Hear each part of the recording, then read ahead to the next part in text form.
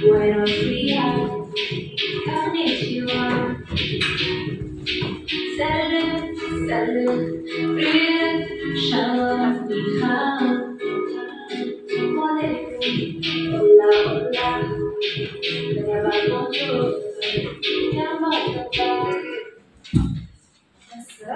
Жарайсыздар балалар.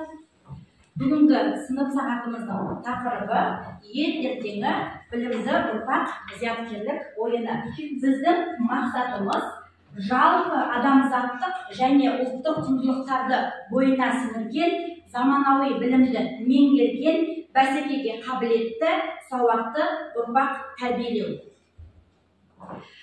Ал енді балалар, сендердің алдарында осы сабағымызды шарамызды бастамас бұрын алдарында сендерде сыйлық қорапшасы берілген. Сол сыйлық қорапшасын ашсаңдар, соның ішінде кім қай топқа отыру керектігі жазылған. Қане алып, ашып қарай қойыңдар. Топқа бөліп алайық, иә?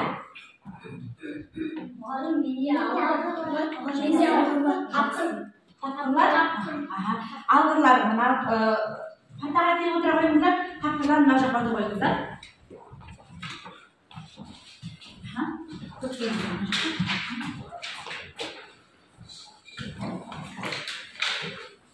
Жақсы, жарайсыңдар, отыра қойыңыз. Білікті бірді жығады, білімді мыңды жығады деген дана халқымыз. Біз білім теңізінен өткенде ғана еліміздің ертеңі сүйеніші боламыз. Бүгінгі ел ертеңі білімді ұрпақ атты зияткерлік сайысына қош келдіңіздер.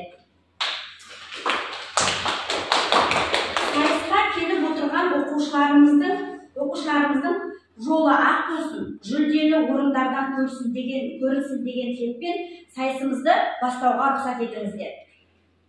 Шын жүрек шабысынан танылады, қатты білім терең ой сыналады. Баға берер әділ қазы ортамызда сіздерге құрметпен қол соғылады. Қазылар орнықтырар әділдікті, кімдердің жауаптары кәміл шықты. Білім мен тапқырлардың сайысында жеңіске жетер дейміз нағыз мықты. Енді балалар, біз әділқазы алқаларымызбен танысып алайық, иә? Бізде әділқазы алқамыз Амангүл Байжанқызы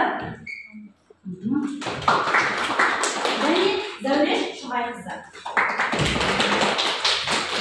Алдымен сайысымызды бастамас бұрын біз сайысқа түсетін екі топпен және кезеңдермен танысып алайық. Бізде бірінші топ алғырлар тобы, екінші топ бізде тапқырлар тобы. Біздің осы сын сағатымыз 6 кезеңнен тұрады.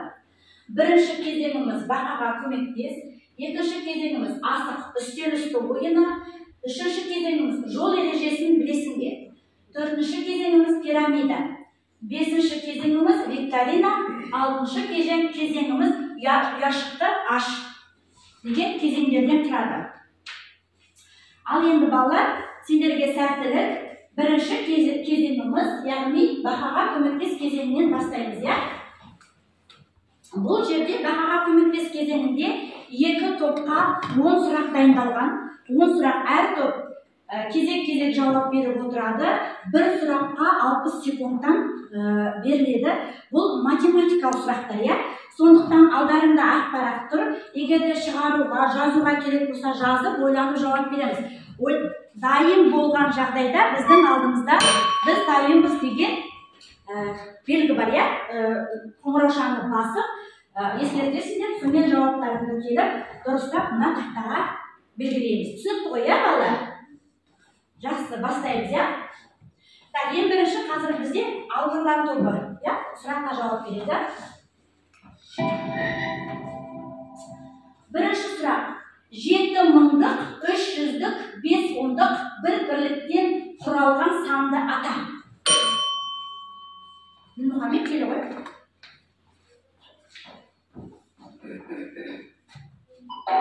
Жақсы, отырауы, жарайсың. Келесі сұрақ тапқырлар тобына қойылады. 5-тің кубы азайтылған ажық мүлкін. Қоңыздың 3 жұп аяғы бар. Қоңыздың барлығы неше аяғы бар? Қоңыздың 3 жұп аяғы бар. Барлығы неше аяғы бар?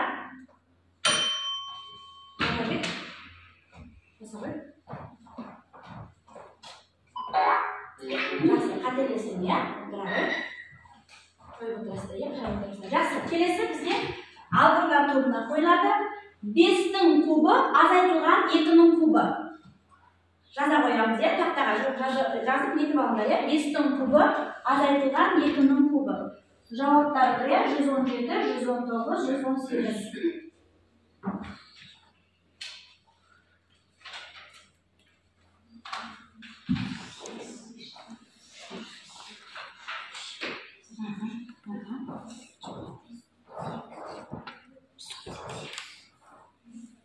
Көрсеткен бар, Мұхаммед? Жақсы, кел, қыза ғой. Жарайсың, жақсы. Келесі сұрақ, тапқырлар тобына 1 тонна мақта ауыр ма, 10 центнер темір ауыр ма? 1 тонна мақта ауыр ма? Ана жерден жауабы барып, белгіле қойыңдар. Тапқырлар тобы. Жауабын білесіздер ма, тапқырлар? Білесің ба, Лаура? Шағыл.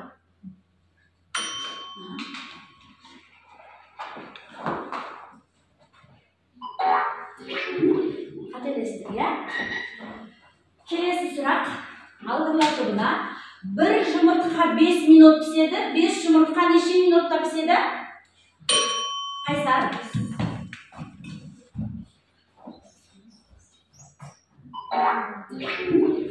Логикада, кішкене ойланып берген. Қайсар?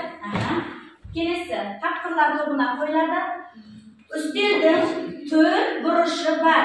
Егер оның бір бұрышын кесіп тастаса, бұрыш саны неше болады? Тапқырлар. Үстелдің 4 бұрышы, көз алдарына елестетіңдер. Үстелдің 4 бұрышы бар. Соның біз бір бұрышын кесіп тастадық. Сонда неше бұрыш болады?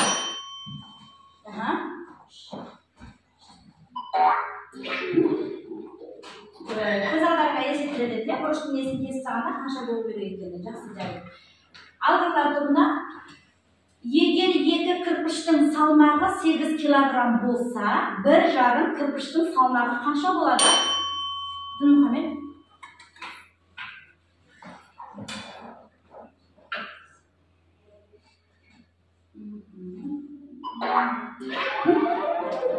Тағы да қателестік, ya? Жақсы, бірінші кезеңімізді аяқтаймыз. Ал бізде екінші кезеңіміз, балалар, бізде асық үстел үсті ойыны.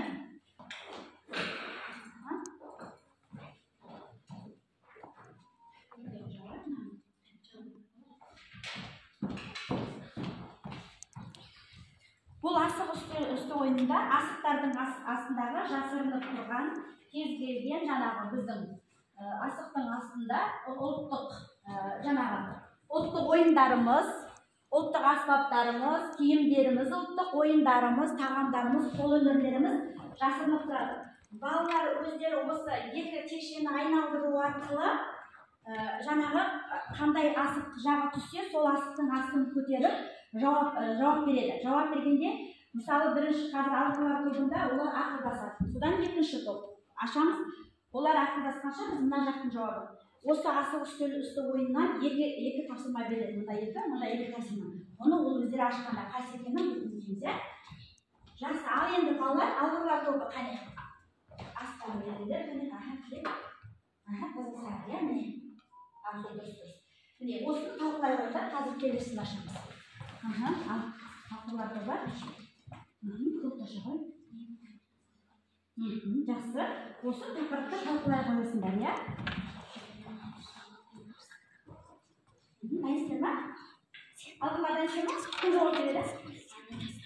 Кім жауап? Ажар жауап береді ма? Ал Ажар. Қазақтың ұлттық киімі ол нешпет. Оны біздің әжелеріміз тіккен. Ол түрлі әшекейлермен оюлармен безендіріледі. Алдын жауап тұру үшін оған не қолданады? Қаптырма. Қаптырманы қолданамыз. Сенің үстіндегі киіп тұрған мешпетті қандай мешпет, Ажар? Қазақтың ұлттық мешпеті. Жақсы. Келесі тапсырманы. Жаңағы қайсы олды ашыққа, ya? Келесі кәне. Қайда? Сендерге енді аңдаған талқылайсыңдар. Ал, сіздер айта қойыңыздар, сіздерге қандай түсті? Кім айтады? Кім айтады? Ал Ақмарал айта қой. Бауырсақ ол ұлттықтың бауырсағы. Ол Ұлттық тағамымыз, иә? оны негізінен жасайды. Оны ата-әжелеріміз пісіреді. Әжеміз, апаларымыз пісіреді, иә? Немерелеріне жасап береді. Жақсы, иә? Жауаптарың толық нақты болған. Ал келесі, қане айналдыра қойыңдар. Сары. Бұл бізде не бала? Қоржын, иә? Неден соң? Қазір соны тағып айтқандар, иә? Қайсар айтасың ба? Иә, қараймыз. Қайсар. Міне мына суретке қарайық, неден жасалғанын, қалай жасалғанын, иә? Ал қайсар сөйлеп қой, бізге қазақтың ұлттық саукелесі. Оны қыздар билегенде киеді. Оған әшекейлер, оюлар, безендіріп киеді. Иә? Отыра қойып қойсақ, қонақтарға қарап жауап береміз, иә, балалар? Сіздерде не? Кім жауап береді? Болды, сендерге ол екі тапсырма орындалды, балалар. Бұл заттың аты қоржын деп аталады. Оны жүннен туғымадан жасайды. Оны қоржын сөккен кезінде пайдаланады. Неден жасайды мына жерде? Тағы да оны қалай безендіреді? Оны өзіміздің қазақты бояуларымен, жылтыр тастармен безендіреді. Оны неден жасайды? Материалмен жасамайды, оны немен? Киізбен жасайды. Жақсы балалар. Біздің осымен екінші кезеңіміз аяқталды. Енді бізде үшінші кезең, алдарында балалар, қараңдар, үшінші кезең бізде жол жүру ережесін білесің бе? Біз алдында сынып сағаттарымызда өзіміз жол жүру ережелерін өтіп жүрдік, иә? Қазір сендерге мына жерге бейне жазба қойылады. Сендер сол бейне жазбаға жақсылап қарап, назар аударасыздар. Содан кейін, көргеннен кейін мына жерде бір тапсырма орындаймыз. Жеке-жеке, бір топтан жеке тапсырма, сосын үстелдің үстінде бір тапсырма орындаймыз. Жақсы ма? Енді мына видеоны мұқият балалар қараймыз, иә? Бұл ақпарат сенің өміріңде маңызы зор.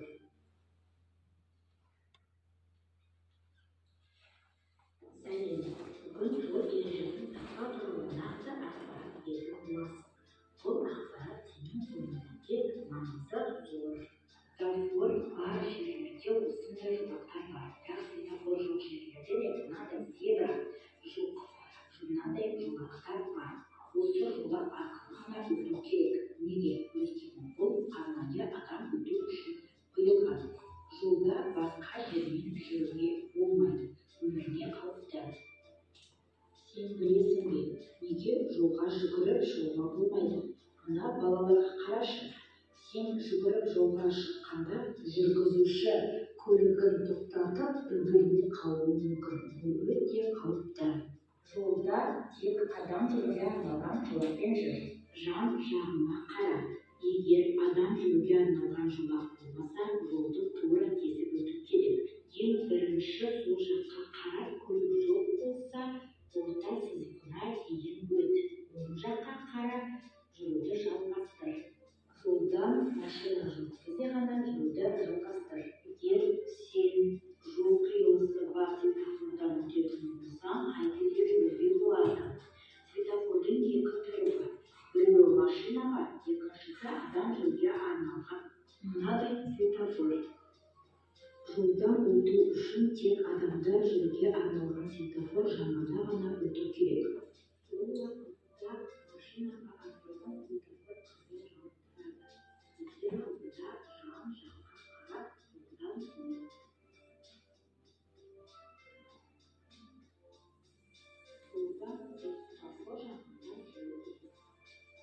Мектепке барар кезде жолдың шетіндегі адамдар жүретін жолақты айналану қауіпсіз. Кей жерлерде болмаса, әдеттегідей жолды қарсы жүру керек. Себебі бұл қауіпсіз. Төнген қауіпті көре аласың. Жаяу жүргенде үнемі көлікке қарсы бағытта жүр. Бала ережені есте сақта. Жақсы, иә? Түсіндік па? Енді алғырлар тобына тапсырма және тапқырлар тобына тапсырма. Сендер мына жерде талқылап алыңдар, иә? Алғырлар тобы. Сендер жолға шыққанда бағдаршам жаңағы жаяу жүргіншілер жоқ жермен жолдың арғы бетіне өткелі тұрсын. Сол кезде қалай өтесің, иә? Соны талқылап, кім айтатынын мына жерге шығып көрсетеді, иә? Соны талқылай қойыңдар.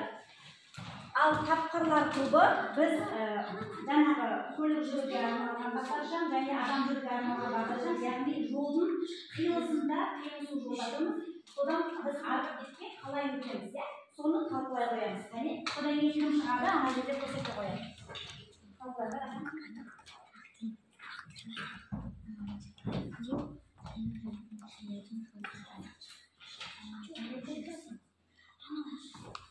Дайын болғанда айта қоямыз, иә, балалар? Жол, ол екінші тапсырма, иә, балалар? Иә, ешқандай бағдаршам жоқ, адамдар жүретін.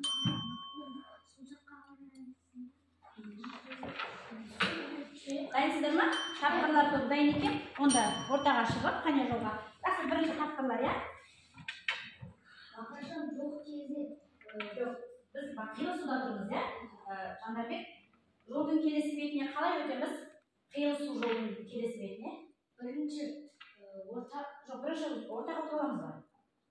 бірінші Неге қараймыз? солға Жоқ, бірінші бізде не бар алдымыз? Бізде бағдаршам иә, соған қызыл түс жанып тұрса, адамдардың бағдаршамында жасыл түс жанса, сол кезде ғана жүреді.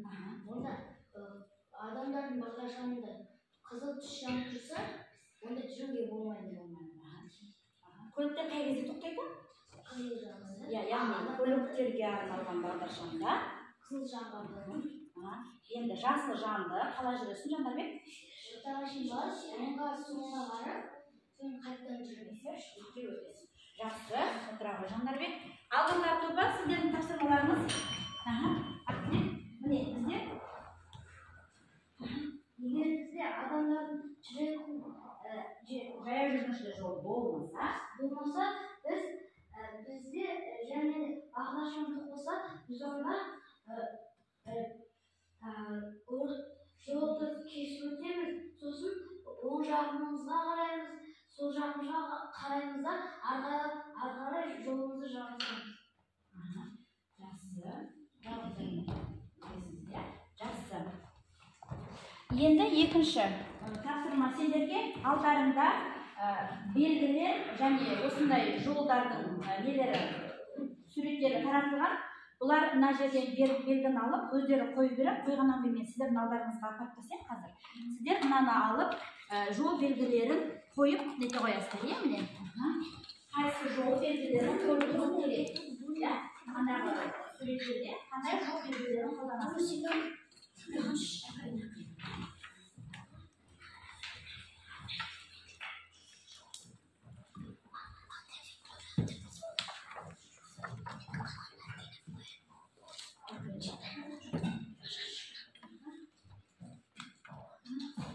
Сіздер аяқтарыңыздар ма алғырлар? Қане мен жинап апарып.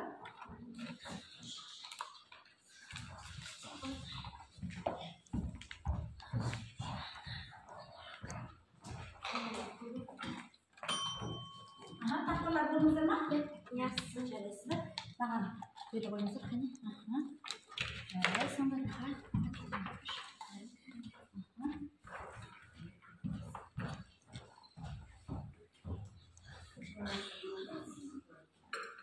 Мына жерде қандай белгі тұру керек дегенде, жаңағы белгілердің арасынан тауып қойды балалар, иә?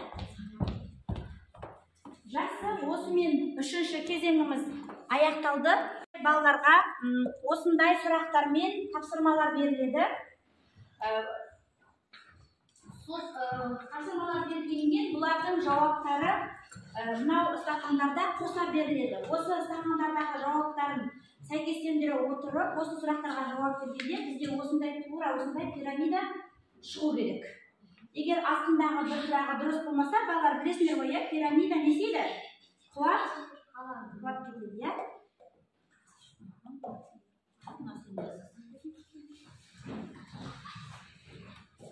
Ал сұраққа қарап, жауабын стақанмен пирамидаға тұрғызамыз.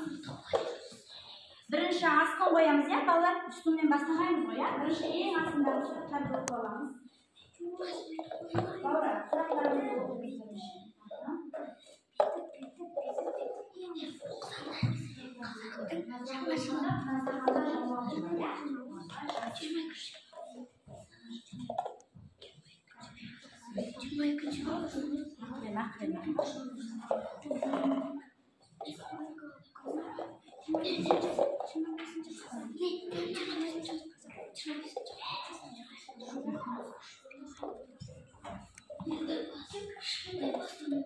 Үстіне қоймай, ұзбайды. Иә, міне, астындағы сұрақтарға жауап бергенде олар осы айтады.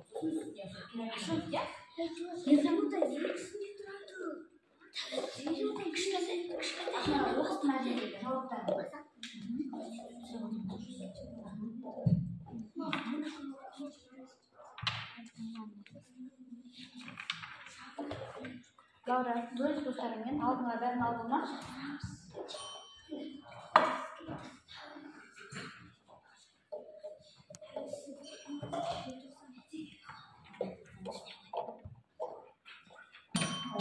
Ой, молодец, жарайсыңдар. Жақсы. Енді осы топта сұрақты оқып, және жауабын дұрыс екенін айтып беруіңіз керек. Қане, жауабын бірге. Пирамидамыз дұрыс болды ма? Кім оқиды? Қазақтың жаңа жылы 23 наурыз, республика күні 25 қазан, елтаңбада не бейнеленген? Шаңырақ, жұлдыз, кереу. Жақсы. Тәуелсіздік мерекеміз қашан атап өтіледі? Жақсы. Қазақтың үш биі: Айтеке, Бейсеке, Жақсы. Соңғысы ұлттық валютамыз қандай? теңге. Жақсы. Пирамидалары ешқандай да жақсы. Келесі, Лаура, сұрақты кім оқиды? Ал оқиды сұрақты? Сендер жауап берді. Республикасының тұңғыш президенті Нұрсұлтан Әбішұлы Назарбаев. Қазақстанның тұңғыш ғарышкері кім? Тоқтар. Бірге айтамыз, балалар, сендер топсыңдар. Тоқтар Әубәкіров. 30 тамызда қандай мереке? Қазақстан Республикасының мемлекеттік рәміздері: елтаңба, әнұран, ту.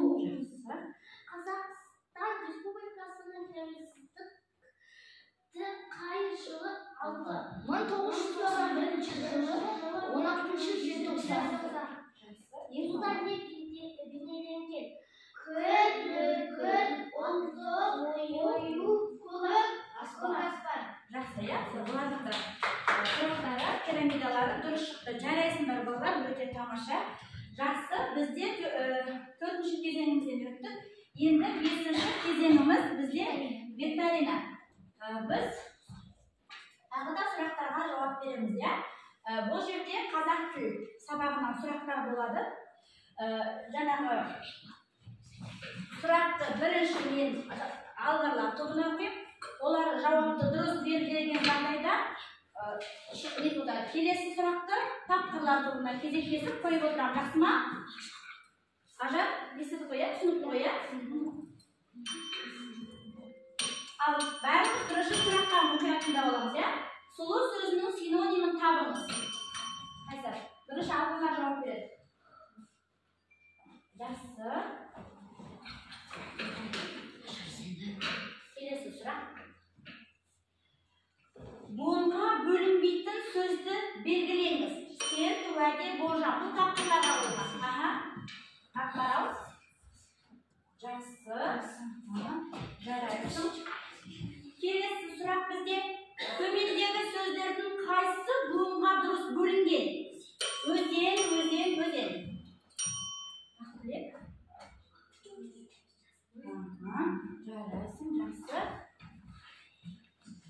Келесі сұрақ бізде тапқырларға я жазу жаз, кілем жаз келді.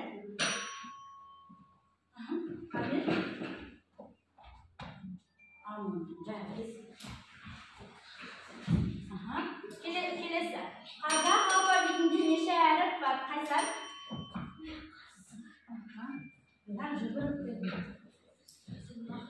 Жақсы. Келесі тапқырларға дауыссыз дыбыс түрлерін ал Жандарбек. Бас ойлап жүрсің ба? Қайсың басың? Жарайсың. Келесі. Алғырлар тобына қыстырма сөзді табыңыз. Мүмкін сары ой. Жақсы. Тапқырлар тобына соңғы сұрақ. Қате жазылған сөзді тап. Ақмарал.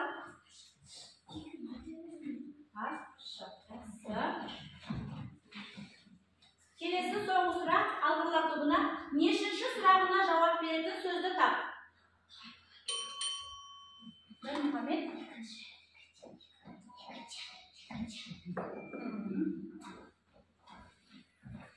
Жақсы. Осымен бала сөзіне қосылатын қосылғыш анықтаңыз. Тапқырлар тобына.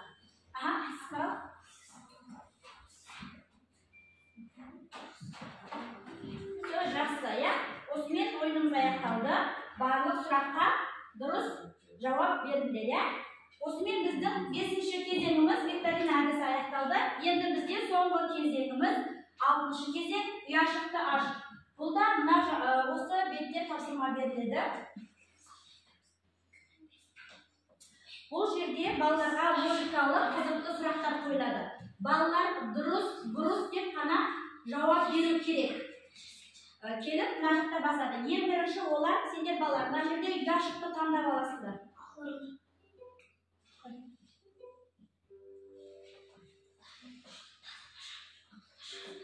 Ұяшық таңдаймыз, бірінші алыңыздар. Үшінші. Адамның жүрегі сол жақта орналасқан. Дұрыс, бұрыс.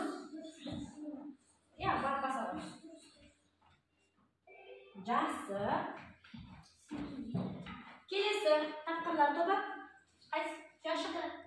2. Адамның мұрнының ұзындығы бас бармақтың ұзындығымен бірдей. Дұрыс, бұрыс. Дәлелде қояқ қайда. Бас бармағымыздағы мұрнымызды естімейміз ба, дұрыс па, бұрыс па? Тапқырлар жауап береді. Әмет,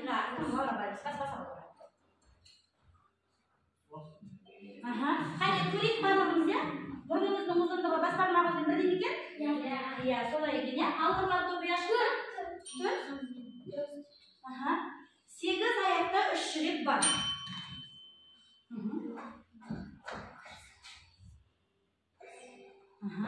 Жарайсыңдар. Келесі. Тапқырлар тобы қайда ұяшық? 1. Ананас пальма ағашында өседі. Ананас. Жарайсың. Ол ананас жерде өседі. Жақсы. Келесі. 6.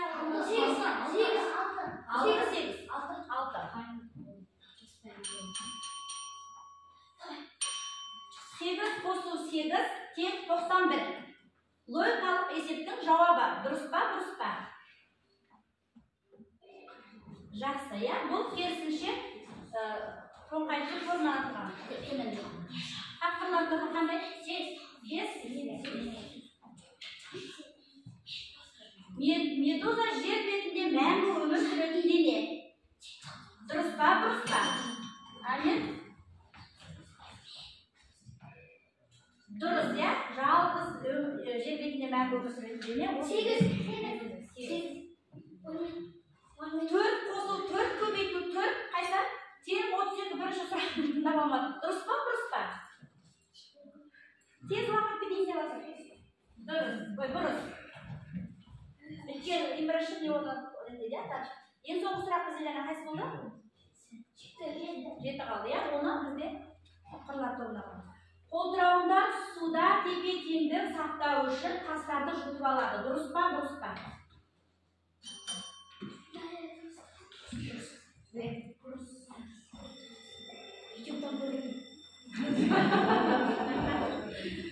Жақсы, бізде бұл қате сұрақ болғаннан кейін бұл қайтадан шығып тұр бізде. Жаңа қате болды. Жақсы, осымен біздің 6 кезеңдік сайысымыз аяқталды. Әділқазы ағамыз қорытындылап, жаңағы жауабын шығарғанша сөз кезегін береміз. Құрметті бүгін қалалық семинарға келген әріптестер, осы мектептің мектеп басшысы және бұның ашысырақ беріп жатқан ұстазы.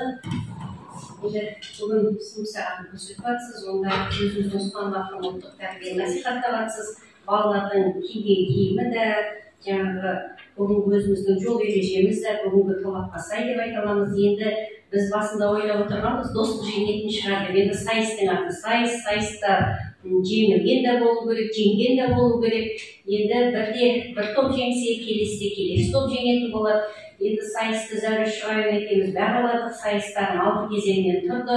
Енді балалар өздеріңді байқап отырған шығарсыздар. Ең біріншіде Дакаға көмектескенде тапқырлар тобы кішкене ойларыңды жинақтай алмадыңдар да, сол баста кішкене жеңілдіңдер. Ал алғырлар тобы енді алда болды ол кезде. Екінші кезеңде екеулеріңді бірдей болдыңдар, асық ойыны кезінде. Тамаша болды. Үшінші кезеңде сізде бар екен, жаңағы жол ережесін білесің бе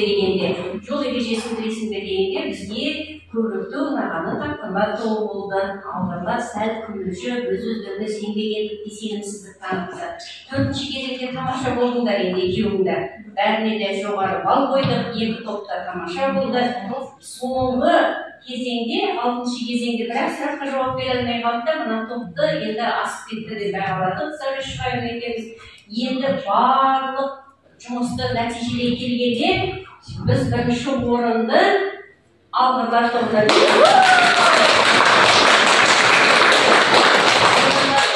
алғырлар тобы марапатталады.